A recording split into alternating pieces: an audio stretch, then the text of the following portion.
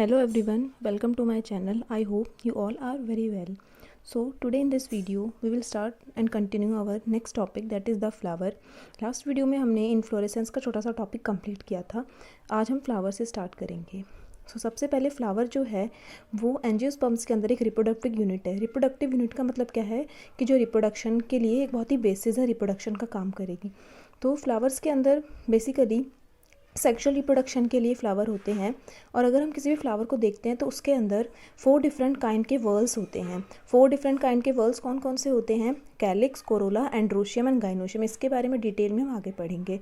किसी भी फ्लावर के अंदर जो 4 डिफरेंट वर्ल्स होते हैं, डिफरेंट तरीके के जो वर्ल्स होते हैं, वो तब सक्सेसिवली अरेंज्ड होते हैं एक स्वेलन एंड ऑफ स्टॉल्क, या फिर जिसको हम पेडिसेल बोलते हैं.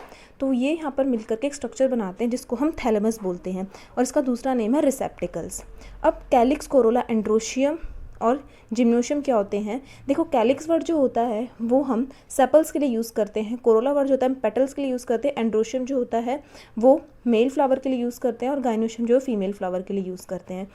उसके बाद कैलिक्स और कोरोला जो होता है वो एक्सेसरी ऑर्गन्स होते हैं. एक्सेसरी ऑर्गन्स का मतलब क्या होता है कि जो प्रोटेक्शन और एक तरीके से सपोर्ट का काम करता है, उसका रिप्रोडक्शन में कोई रोल नहीं होता. एंड्रोशियम और गाइनोशियम जो है वो रिप्रोडक्टिव ऑर्गन्स होते हैं.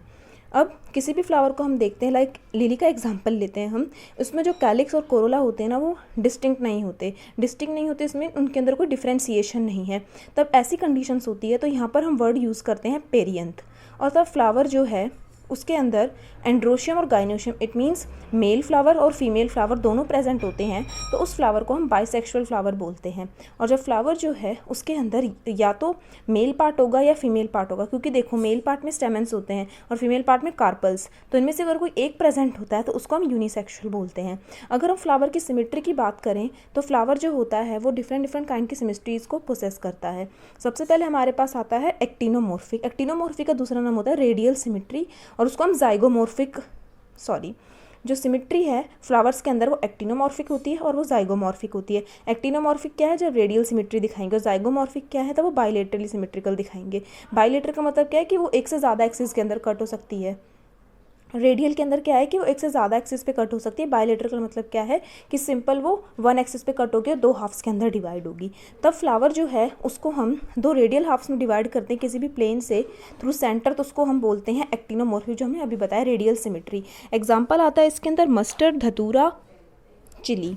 और तब जो है फ्लावर वो डिवाइड होता है 2 सिमिलर हाफ्स के अंदर एक वर्टिकल प्लेन के थ्रू सिर्फ, तो उसको हम जाइगोमॉर्फिक बोलते हैं. इसको हम बाइलेटरल, क्योंकि बाइलेटरल का मतलब क्या है? 2 साइड्स में डिवाइड होना.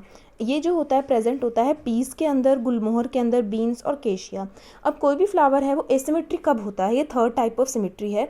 एसिमेट्रिक जिसका दूसरा नाम होता है इर्रेगुलर, मतलब कि जो फ्लावर जो है वो कभी भी 2 सिमिलर हाफ्स के अंदर डिवाइड नहीं होगा किसी भी वर्टिकल प्लेन से जो सेंटर के थ्रू पास करती है. इसमें सबसे अच्छा एग्जाम्पल होता है हमारे पास कैना का. अब उसके बाद जो फ्लावर है वो डिफरेंट टाइप के, इसके अंदर और कंडीशन आती है, लाइक ट्राइमेरस है, टेट्रामेरस है, पेंटामेरस है. देखो फ्लावर जो है उसकी फ्लोरल अपेंडेंजेस के बेसिस पे डिवाइड करता है. ट्राइमेरस का मतलब क्या है कि तब 3 फ्लोरल अपेंडेंजेस होंगे. टेट्रामेरस का क्या है? तब 4 प्रेजेंट होंगे. और पेंटा का मतलब क्या है? तब 5 प्रेजेंट होंगे. तो अब जो फ्लावर्स होते हैं तब वो ब्रैक्ट के साथ प्रेजेंट होते हैं. ब्रैक्ट जो एक रिड्यूस लीफ होती है at the base of pedicel, तो उसको हम बोलते हैं, उस कंडीशन को ब्रैक्टिएट.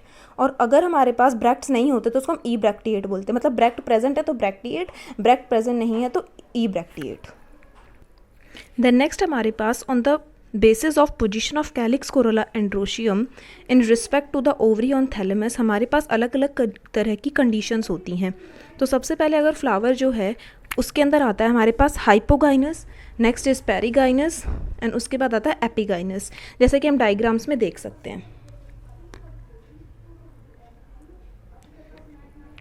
उसके बाद सबसे पहले हम डिस्कस करते हैं हाइपोगाइनस. देखो हाइपोगाइनस कंडीशन का मतलब है हाइपो, इट मीन्स कि below, gynous means female part. Female part के रिस्पेक्ट में सभी पोजीशंस आएंगी. तो हाइपोगाइनस फ्लावर क्या होता है? जहाँ पर जो गाइनोशियम पार्ट है मीन्स फीमेल पार्ट जो होगा वो हमारा ऑक्यूपाई करेगा ऊपर वाली पोजीशन को, हाईएस्ट पोजीशन को, और जितने भी फ्लोरल पार्ट्स होंगे वो हमारे सिचुएटेड होंगे उसके नीचे. उसके बाद ओवरी जो होती है इन फ्लावर्स के अंदर वो सुपीरियर होती है। एग्जाम्पल है मस्टर्ड, चाइना रोज, ब्रिंजल। अब गाइनोशियम जो होता है मीन्स फीमेल पार्ट जो है वो सिचुएटेड होगा सेंटर में, और सभी जो अदर पार्ट्स हैं वो लोकेटेड होंगे थैलेमस की रिम पर एट द सेम लेवल। तो उस कंडीशन को हम बोलते हैं पेरीगाइनस कंडीशन। अब ओवरी जो होगी यहाँ पे वो हाफ इन्फीरियर होती है, मतलब ना ही वो पूरी तरीके से सुपीरियर है ना ही वो इन्फीरियर है। ऐसा होता है रोज़, पीच, प्लम के अंदर। लास्ट आती है हमारे पास एपिगाइनस कंडीशन। एपिगाइनस फ्लावर क्या होते हैं, जहाँ पर मार्जिन ऑफ थैलेमस जो है वो ग्रो करती है ऊपर की तरफ, और वो ओवरी को कम्प्लीटली इनक्लोज करती है और वो फ्यूज़ कर जाती है उसी के अंदर, और जितने भी रेस्ट जो पार्ट होते हैं फ्लावर के वो अराइज करते हैं ओवरी के ऊपर।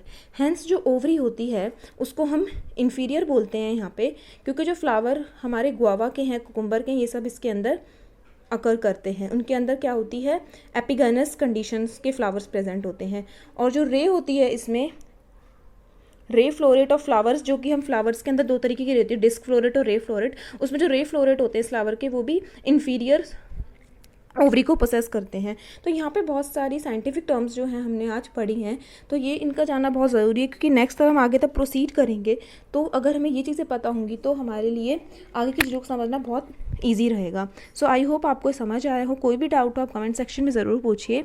आई hope you like the video. Please do like, share, comment and subscribe to my channel. Thank you.